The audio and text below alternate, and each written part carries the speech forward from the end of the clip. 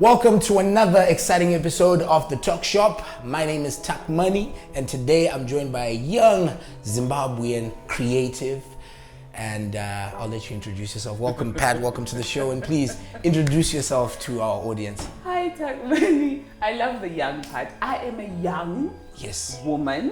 Yes, yes, you are. Okay. I'm a young woman. My name is Pat Phiri. I am a queen, and I love all things creative, all things colorful, with a little bit spicing of politics inside. So I'm here. That's it. Okay. Explain to us a bit. What does a creative do? What does one Queen Pat do holistically? I reign. I have to reign over people. But anyway, creatives it's a big industry. So you have the visuals, the visual arts, the artists, we call them artists. You have the music, you have the films, the bioscopes, but then there is the behind the scenes where I really am in, which is the writing part, the lobbying, the advocacy. So that's the other side that many people don't see. So it's not everyone that goes on stage or is known. They're the workhorses behind the scenes. Okay. And long back in the past, music and art and craft, creatives used to stand for something. Musicians, jesters, all those sort of, creatives who used to do certain art or certain craft for purposes of nation building or for purposes of, starting conversations and that sort of thing. Can the same be said about creatives nowadays? I think it can to a point. It's just that we're living in different times and temperaments are different, and political tensions are different throughout the world. But like you're saying, court jesters, always their point is to show society in a satire, and we laugh at it, but we know, we recognize it, which is the same thing with drama, music. These are things that are from the society, but are just put in a different way to bring awareness, for us to laugh at ourselves, or at times to check ourselves. But it's in just a nicer way, because if Vani says it, I won't listen to it, I don't have time to listen to the speech, I don't like them, and blah, blah, blah, blah. But we all somehow find a way to congregate when it comes to something creative without pointing fingers at each other. Okay, so can the same be said for the other musicians that we're hearing nowadays? Because most of the music out there is the violence, it's the mjolo, it's the drugs, toriro, and all of this. Like, what is going on? Is it making sense? Like I said, it could make sense because maybe that is what they're seeing in their societies. Maybe where they are, all they see, umjolo, the pandemic, babona utshwala, babona drugs, that's all they can see. They don't have anything else to talk about, to sing about, to depict on canvas.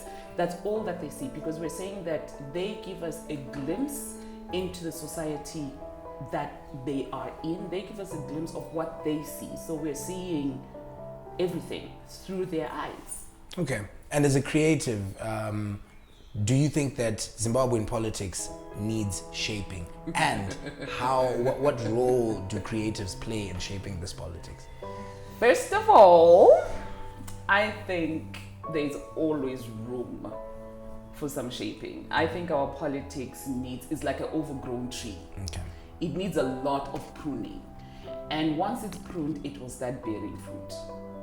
And when it comes to the issue of creative industry, I think we need first to educate ourselves on what exactly is our role in the society, and what is it as citizens is due to us. Because once we understand it, we can then interpret it in our work. You can now talk about it in your show with understanding, and the people that listen to you, the people that you hold influence over, will then hear it and understand it from Tak Money's point of view, and then interpret it to themselves. So now we don't understand what the government is. We don't understand what anything is. So that becomes a problem. So we need to shake up the whole tree, like cut up the whole tree and start from scratch and have in place, I think, a government that is in 2000, well, going towards the end of the year, but a government that is in 2025. It needs to be forward thinking. We are still stuck, even our statutes, even our laws, even the way everything is written, even how people must dress going into a government office is still stuck in Lopengula's time. But we have moved up. There's a lot of things that have happened. Why are we still stuck there? So how do you move forward as Takmani and do a wonderful show like this for policymakers or decision makers that only believe that it can't be a show unless if it's on a WRIS TV? Okay. So those are the things that we need to shake it up and bring it to where we are or even further. All right. And this is the part where you shine. Maybe tell us about some of the programs and projects that you've been involved in with other young Zimbabweans that are actually shaping politics and, you know, the way that young Zimbabweans should perceive their communities and, you know, that sort of thing. My time to shine. I have been involved with A Voice to Rap, which is a beautiful, beautiful program, and I hope more people tap into it because it brings in young people from across the country, different languages, and so on and so forth, but just to come and give them a voice through music, to say what they feel and to just put out their feelings and what they hope and educate them as well in the process. And then I also do a bit of theater because I dabble in a little bit of theater. And in theater, we did something called State of the Nation address. So it's like a monthly event where all the headlines from the newspapers are compiled into a theater production. There are no names. But if you are Zimbabwean and you've been following current affairs, you were like, that's Takmani, come on, I know that. Yeah. And that's beautiful. But I also had a show, an online show, which was Queenie with the Empress, Yes. which was mostly women focused. And it wanted to speak to Zimbabwean women and find out how can we do better? What do we need to do for us to be heard? And while we're doing all that, how can we also be okay? Because there's a lot of things that are happening and no one is listening to women. Unless if you're bleeding and you've got a black eye, people think you're okay. But mentally, guys, check on us. We are not okay. Okay, so you've let us know about some of these projects that you're working on and that you'll continue to be working on. And just in the climate that we are in our country, we have, all these bills that are coming into play, that they're lobbying for. We've got even intimidation tactics that are used to kind of intimidate artists not to speak about certain things, or even banning certain things from getting airplay, certain content from being, availed to the public. How do you feel this affects creativity? Takmani Lele, when we started, we spoke about how the creative industry is a reflection of the society that we live in.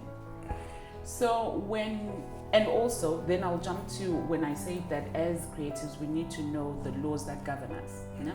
So our constitution says freedom of speech, but in some unwritten something, it says then freedom after speech is something else. And that's not right. Because that's where you see that there's a disconnect. That's why I was saying with the e-government here needs to move with the times. It needs to stop being Rhodesia. Because when you listen to all the people and they talk about Rhodesia, you hear these things. You're like, but why are we back there? Right? And also, if our government is not afraid of what the people see when they look at them, because it's a two-way thing.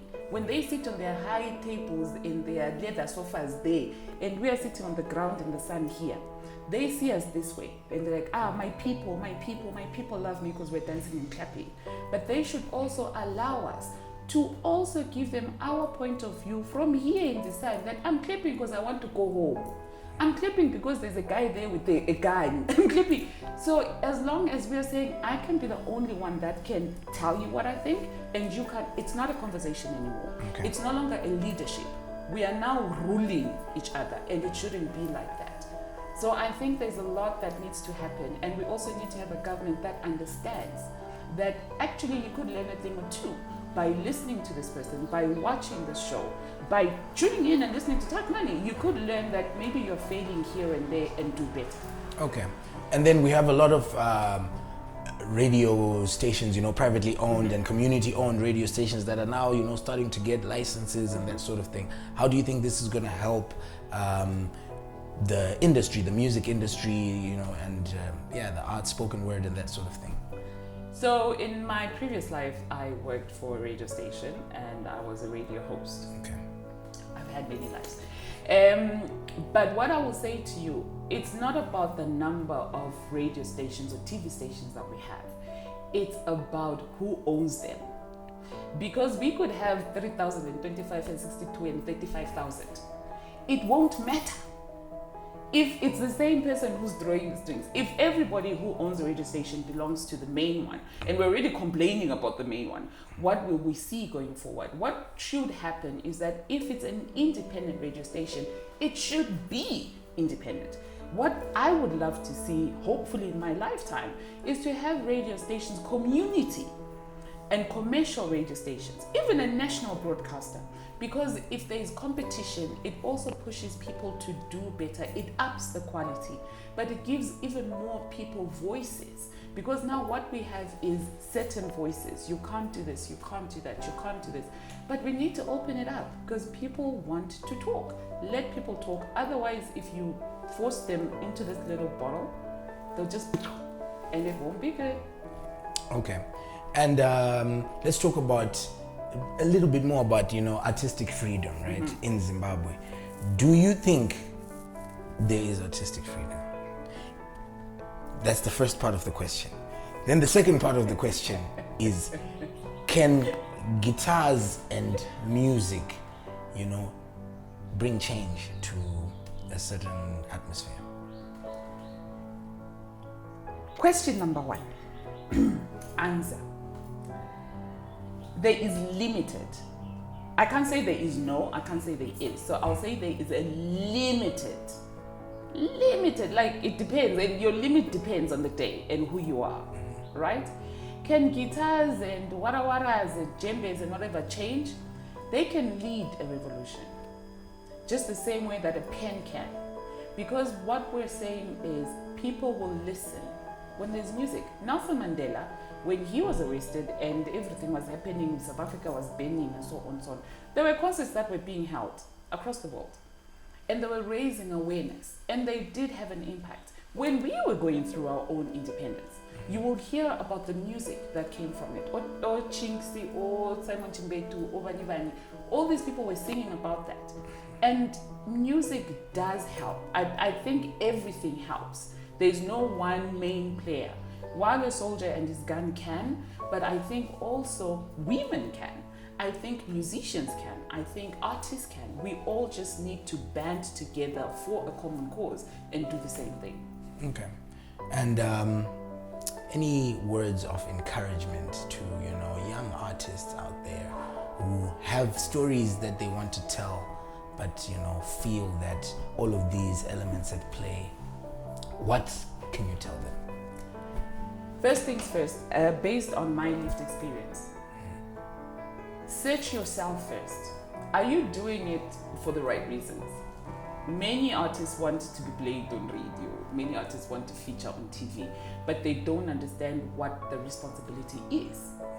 Because the moment you do that, you're putting yourself at a different level. Are you able to live up to this hype that you're building? Speak your truth. Don't be talking about the Maserati, when you are living in Logichini, Omelamanzi, you don't have power, you don't. Speak your truth so that people will hear you and they will understand you. Also, your music. I really believe in music that changes. I don't need to understand it, but in Samba, like, the people are bing, bing, and you can't play it on anything. No one will listen to it. Music should last through generations, because whatever is a struggle now, 50 generations from now, this thing will still be there and people will still talk about it. But if your music is just a lot of beep, beep, beep, beep, beep, nobody's going to listen to it. So make sure, take your time. It's not a rush. Take your time and make sure that the thing that you're doing, you want it to last for years. Don't be in a competition with anybody. Be your own competition and be your best self. And also get another job, because being an artist does not pay. Have another plan of how you're going to bring in different streams of income to support this passion that you have.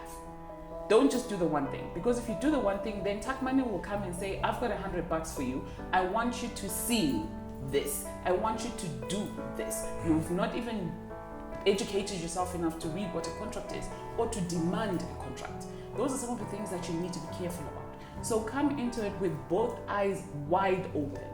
Don't blink, don't flinch. When you do it, shoot for the sky. If you're going to be mediocre about it, go back home, sleep, try again tomorrow. Thank you so much for joining us today on the show, Queen Pat. Thanks, Tuck Money. Another eye-opening and, very open-minded conversation with a wonderful creative. Still based in Bulawayo, but nowadays, you're doing a lot I'm of... based in Zimbabwe. Based in Zimbabwe. That's amazing. All right, thank you so much for joining us on the show today. And for you guys, till next time, cheers.